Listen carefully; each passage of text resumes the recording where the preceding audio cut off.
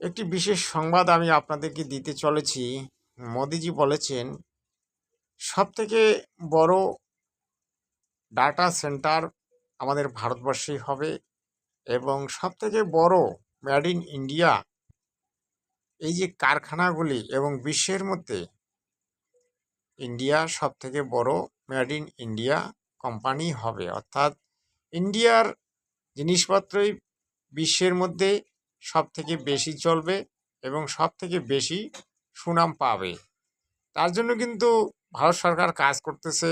এছাড়াও ভারত সরকার যে পদক্ষেপগুলি নিয়েছে বর্তমানে আত্মনির্ভরশীল ভারত গড়ার স্বপ্নে, তারা কিন্তু অনেকটা এগিয়ে গেছে। ভারতবর্ষ বর্তমানে অর্থনীতিতে অনেক এগিয়ে গেছে এবং সামরিক শক্তি দিয়ে প্রায় 3 নম্বরে পৌঁছে গেছে। আগে 3 নম্বরে চায়না ছিল, কিন্তু চায়নাকে একেবারে